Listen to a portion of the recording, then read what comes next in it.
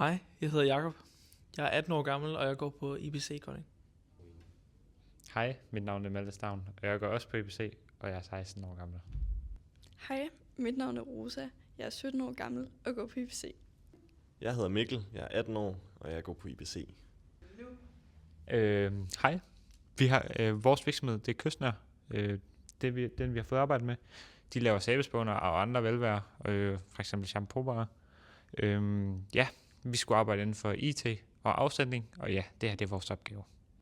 Ja, vi har alle sammen fået problemformuleringen, hvordan kan Kystnær.com øge sin digitale omsætning. Udefra så har vi så udviklet en problemstilling, som lyder på, hvordan vil I øge den digitale omsætning med udgangspunktet i sociale medier. Derudfra har vi så lavet nogle arbejdsspørgsmål, som også lyder, hvordan kan Kystnær tiltrække nye kunder gennem sociale medier, og hvordan kan Kystnær skabe mere salg ved brug af influence. Vores løsningsforslag til Kystnær er at arbejde med Emily Salmon. Hun er 36 år, mor til 2 og går meget op i beauty og velvære.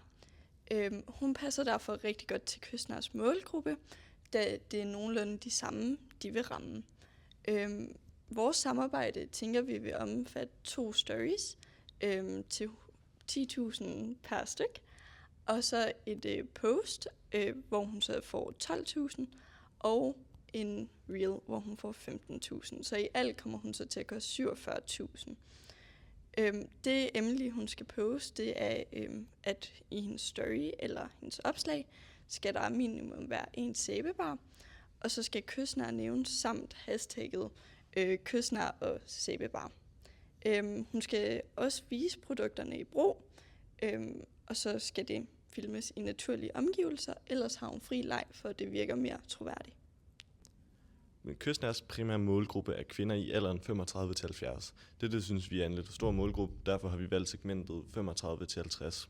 Platformen, vi har valgt at bruge, det er Instagram. Vi har valgt Instagram, fordi der er mange, der er i alderen 35-50, der bruger Instagram. Og som man også kan se her, så er der mange, der følger influencer. Derfor synes vi, det giver super god mening at bruge en influencer.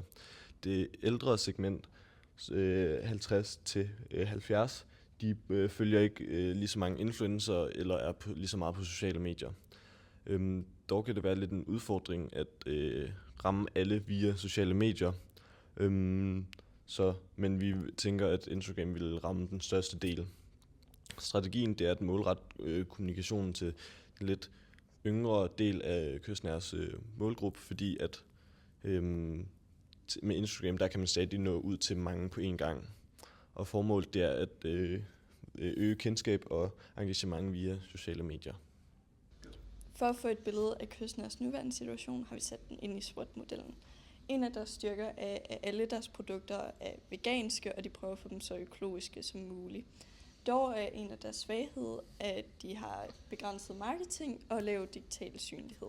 Ja, og så nogle af deres muligheder, det er, at de har mulighed for at samarbejde med influencer og andre virksomheder. Og så har de truslen, som er den her intense marketing. Og alt det her samlet gør det jo oplagt for dem at lave samarbejde med influencer. Og der har vi så valgt Emilie Salmon. Konkurrencestrategi. Hvilken konkurrencestrategi har vi valgt for Kystnær? Vi har valgt differentieringsfokus, da vi ikke mener, at de er gode på omkostninger, fordi de prøver at skabe den her gode brugeroplevelse, hvilket ofte kommer med lidt flere omkostninger, end for eksempel en virksomhed, der bruger omkostningslederstrategien vil gøre. Den her differentieringsfokus er også med til at skabe det her bæredygtige luksus, fordi de bruger jo det her lidt flere penge, fordi de går ikke efter omkostningsleder på brugeroplevelsen. Og den her gode brugeroplevelse er også med til at skabe god kundeanalyset, hvilket betyder, at de vil være hos jer længere. Og det er derfor, vi mener, at I skal fortsætte med differentieringsfokus, som er i gang med. Vækststrategi. Vores vækststrategi, vi har valgt for jer, det er markedspenetration, fordi I går jo ikke ind på nogle nye markeder, og jeres produkter er sådan set fine nok. Og den måde, man får god markedspenetration på, det er via intens markedsføring. Fordi markedspenetration handler om at forstørre ens andel på markedet. Og den her intense markedsføring kan så gøres via influencer marketing, hvilket også vil hjælpe på jeres konkurrencestrategi, da det hjælper jer med at skabe en differentieringsstrategi rundt om brandet. Den her influencer er med til at skabe selve jer, hvilket vi også mener, det er derfor, vi har valgt hende, fordi vi mener, hun vil give et godt omdømme.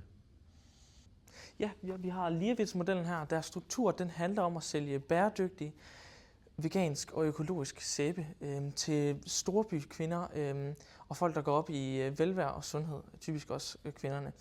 Og det, de gerne vil opnå med det her, det er et mere bæredygtigt produkt, noget som andre folk også godt kan se sig selv i. Og så har vi teknologi. Det er der ikke så meget her i virksomheden. Der er en computer, formentlig anvendt til alle de her software, hjemmeside og styrelse af det.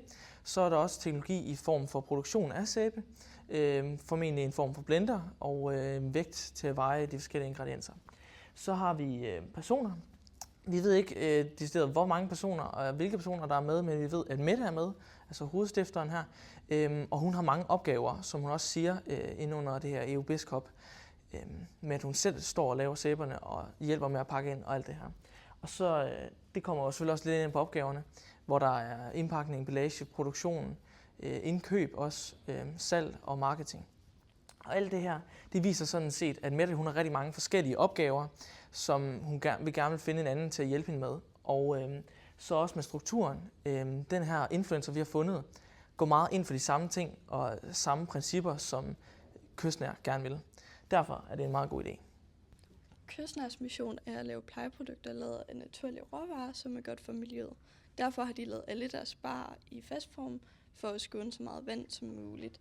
Deres vision er at dele den her glæde omkring havet og vælge den miljørigtige valg og skåne så meget plastik og papir som muligt.